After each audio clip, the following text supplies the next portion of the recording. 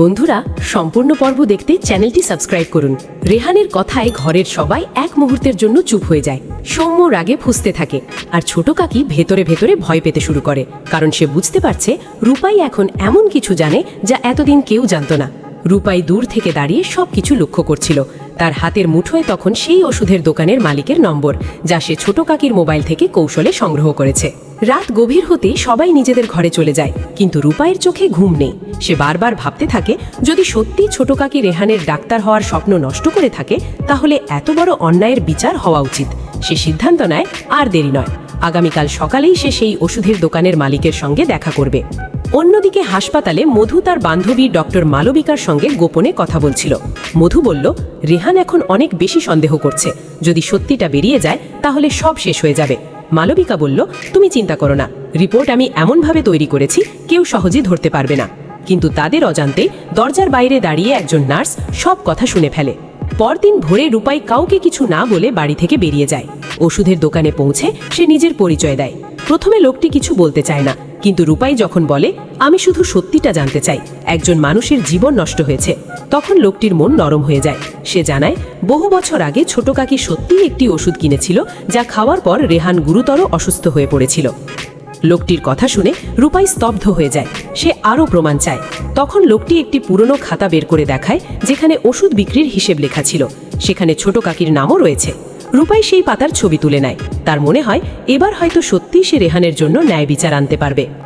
এদিকে বাড়িতে ছোট কাকি ক্রমশ অস্থির হয়ে উঠছে। রূপাইকে না দেখে তার সন্দেহ আরও বেড়ে যায়। সে বারবার ফোন করতে থাকে, কিন্তু রূপাই ফোন ধরে না। তখন ছোট কাকি মনে মনে বলে, না, রূপাই নিশ্চয়ই কিছু জানতে পেরেছে, আমাকে কিছু একটা করতেই হবে। বিকেলের দিকে মধু হঠাৎ বাড়িতে এসে হাজির হয়, চোখে জল, হাতে একটি ফাইল। সবাইকে দেখিয়ে সে বলে, এটাই সত্যি। এই রিপোর্ট প্রমাণ করে রেহানই আমার সন্তানের বাবা ছিল। ঘরের সবাই হতবাক। সৌম্য রিপোর্টটা হাতে নিয়ে পড়তে শুরু করে। ছোট কাকিও স্বস্তির নিঃশ্বাস ফেলে, কারণ সবার মনোযোগ এখন অন্যদিকে চলে গেছে। ঠিক সেই সময় দরজার সামনে এসে দাঁড়ায় রূপাই। তার মুখে অদ্ভুত আত্মবিশ্বাস। সে ধীরে ধীরে বলে, রিপোর্ট দেখানোর আগে একটা প্রশ্নের উত্তর দাও মধু। সবাই অবাক হয়ে তার দিকে তাকায়। মধু কিছুটা বিচলিত হয়ে বলে, কি প্রশ্ন? রূপাই উত্তর দেয়, যে হাসপাতালে তুমি গিয়েছিলে সেখানে তোমার নামে কোনো অফিসিয়াল রেকর্ড নেই কেন? মধুর মুখের রং পাল্টে যায়। সে কিছু বলার আগেই রূপাই আরেকটি কাগজ বের করে। সেখানে হাসপাতালের এক নার্সের লিখিত বিবৃতি রয়েছে। নার্স জানিয়েছে, মধু ও মালবিকা মিলে কিছু তথ্য গোপন করার চেষ্টা করেছিল। ঘরের পরিবেশ মুহূর্তেই উত্তপ্ত হয়ে ওঠে। রেহান বিস্ময়ে রূপাইয়ের দিকে তাকিয়ে থাকে। এতদিন যে মেয়েটিকে সবাই অবহেলা করেছে, সেই মেয়েই আজ তার জন্য লড়ছে। রেহানের চোখ ভিজে আসে। কিন্তু ঠিক তখনই ছোট কাকি চিৎকার করে বলে ওঠে, এসব মিথ্যে, রূপাই সবাইকে বিভ্রান্ত করছে। রূপাই শান্তভাবে তার দিকে তাকায়। তারপর নিজের ফোন থেকে সেই ওষুধের দোকানের মালিকের অডিও রেকর্ডিং চালু করে দেয়। রেকর্ডিংয়ে স্পষ্ট শোনা যায় কিভাবে ছোট কাকি রেহানকে অসুস্থ করার জন্য ওষুধ কিনেছিল এবং বছরের পর বছর লোকটিকে টাকা দিয়ে চুপ করিয়ে রেখেছিল। কথাগুলো শুনে ঘরের সবাই স্তব্ধ হয়ে যায়। রেহানের মা কান্নায় ভেঙে পড়েন। তিনি বিশ্বাসই করতে পারছিলেন না যে নিজের পরিবারের একজন মানুষ এমন কাজ করতে পারে। সৌম্য অবাক হয়ে মায়ের দিকে তাকায়। ছোট কাকির মুখে তখন আর কোনো কথা নেই। এদিকে মধু সুযোগ বুঝে চুপচাপ বেরিয়ে যাওয়ার চেষ্টা করে, কিন্তু রেহান তাকে থামিয়ে দেয়। রেহান বলে, এবার আর কেউ পালাতে পারবে না। এতদিন যারা মিথ্যের আড়ালে ছিল তাদের সবার মুখোশ খুলবে।